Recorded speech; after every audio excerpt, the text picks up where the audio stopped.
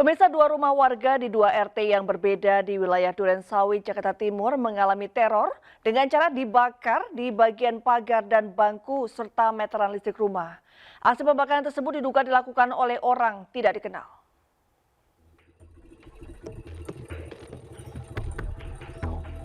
Pagar dan bangku serta meteran listrik di dua rumah warga dibakar di Pondok Kopi, Durensawit, Jakarta Timur oleh orang tidak dikenal.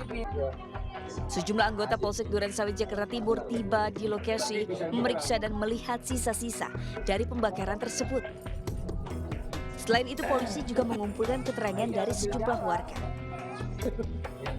Menurut warga, tidak ada hal yang mencurigakan di lingkungan mereka, namun diduga pembakaran dilakukan oleh orang tidak dikenal. Saya lagi duduk di dalam, terus pas kedengeran repet, saya intip dari ring door. Pas saya lihat lah api, tapi saya diam aja, api apa beneran sih enggak gitu. Keluar saya bawa segayung, saya guyur, malah tambah gede, saya gebrek-gebrek. Pak Haji saya bangunin, udah segitu aja. Pak Haji langsung keluar. Terus sebelumnya ada yang curiga nggak orang lewat atau Enggak. Berarti ini belum tahu pelaku siapa? Belum. Terus pas pagi-pagi denger ada lagi di sono. Gitu. Kasus dugaan teror aksi pembakaran dua rumah warga ini kini tengah ditangani Polsek Durensawit, Jakarta Timur. Dari Jakarta, Rio Manik, Anyus melaporkan. Dari ngelihat jamnya sih.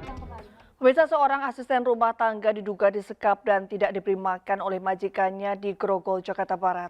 Aksi kekejaman majikan terhadap ART ini viral di media sosial. Iya, berapa hari tidak makan. Seorang perempuan menjadi korban kekerasan dari majikannya di Jalan Dr. Semeru, Grogol, Jakarta Barat. Selain disekap di dalam rumah majikan dan tidak diberi makan, asisten rumah tangga ini juga mendapat kekerasan dan tidak mendapat gaji. Ketua RT sempat membenarkan dugaan penyekapan yang dilakukan oleh dua orang warganya. Boleh tahu Bu, itu di situ ada berapa orang sih Bu di rumahnya Bu, sepengetahuan Ibu? Kalau yang resmi ya saya tahu 2. Suami istri saja? Bukan. Bukan. Masih lajang, belum Masih menikah. lajang, cuma ada 2 orang. Iya. Dan dia mempekerjakan, waktu pas mempekerjakan mbak-mbaknya ini, laporan ke Ibu nggak Bu? Enggak. Tapi Bu, itu sosok 2 orang yang lajang itu di mata Ibu seperti apa sih Bu? Emang mereka itu sangat tertutup ya, hanya itu aja. Kini, sejumlah saksi dan korban masih diperiksa oleh petugas kepolisian Polres Jakarta Barat. Dari Jakarta, Miftahul Gani, Anyus melaporkan. Seorang warga desa Kancebungi, Kabupaten Buton Tengah, Sulawesi Tenggara diserang ular piton. Akibat serangan ular sepanjang 8 meter, korban menderita luka di paha dan tangan.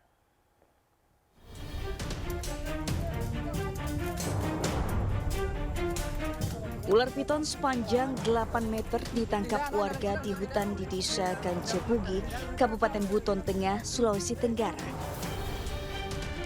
Ular raksasa itu telah menyerang seorang warga hingga menderita luka serius di paha bagian belakang dan tangan. Serangan ular terjadi saat korban sedang mencari pakan ternak di hutan di desa setempat. Saya ambil itu makanan kambing. Tiba-tiba ular itu aku nggak lihat, aku langsung dikatok. Pertama di sini. Oh, ada ya, bukan hanya di tangan ya Pak ya? Ini kedua sudah. Oh, kedua.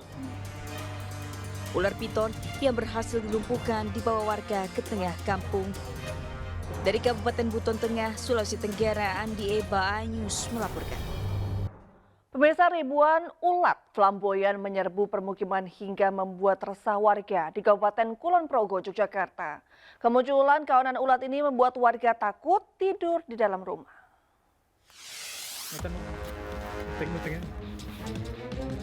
Kawanan ulat flamboyan memenuhi pekarangan warga di Kapanewon, Sentolo, Kabupaten Kulon Progo, Yogyakarta.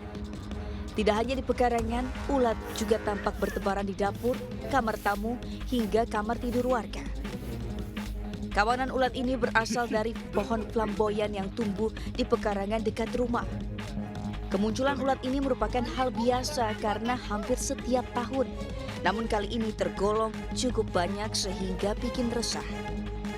Merasa terganggu Pak, nggak bisa tidur semalaman. Gimana, takut apa geli atau gimana Bu? Ya takut geli toh Pak, mengganggu ya, tidak gatel tapi mengganggu. Atas kejadian ini sudah ada laporan ke pemerintah Pedukuhan terkait dengan upaya pembersihan ulat-ulat ini. Rencananya akan ada pembasmian yang dilakukan oleh tim relawan Tuksono. Dari Kabupaten Kulon Progo, Yogyakarta, Budi Utomo, iNews melaporkan. Bagi pemirsa yang berencana mudik lebaran menggunakan kereta, sudah bisa memesan tiket melalui aplikasi. Kamis ini PT KAI Daerah Operasional 1 Jakarta resmi membuka pemesanan tiket kereta api jarak jauh untuk masa angkutan lebaran tahun 2024.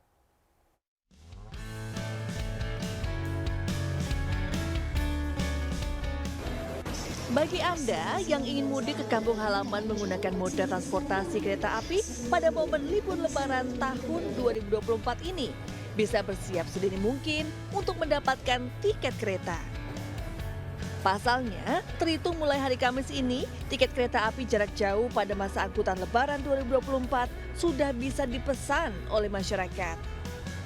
Tiket kereta untuk keberangkatan H-10 Lebaran hingga seterusnya sudah dapat dipesan calon penumpang melalui aplikasi Akses by KAI serta seluruh channel resmi penjualan tiket kereta yang bekerja sama dengan PT KAI.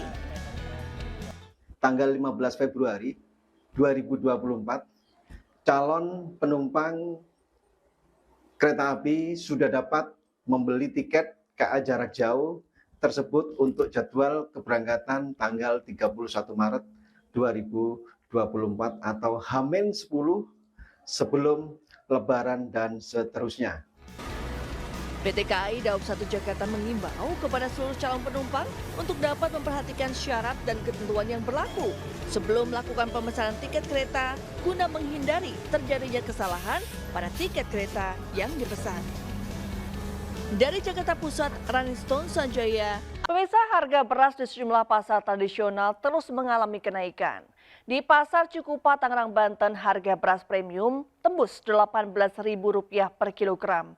Sedangkan di Tegal, Jawa Tengah, warga ramai-ramai beralih membeli beras bulog yang dijual lebih murah. Akibatnya antrian warga yang berdesakan tidak terbendung saat membeli beras bulog.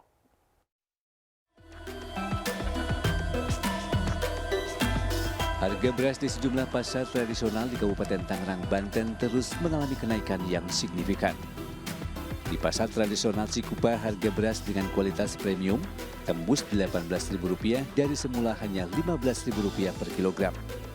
Sedangkan harga beras kualitas medium dari semula hanya Rp12.000, kini naik menjadi Rp15.000 per kilogram.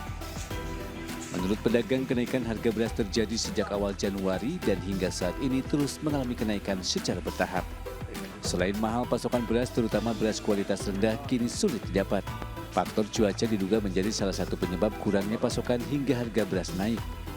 Terus kalau untuk kualitas rendah berapa Bang sekarang? Yang paling rendah sekali? Iya. Susah nyarinya. Itu mah, ya kadang-kadang itu mah, itu juga kadang-kadang yang dapat yang 13.5 tapi berasnya jelek. Iya. Pada kuning-kuning itu. Ya. Nyarinya susah juga?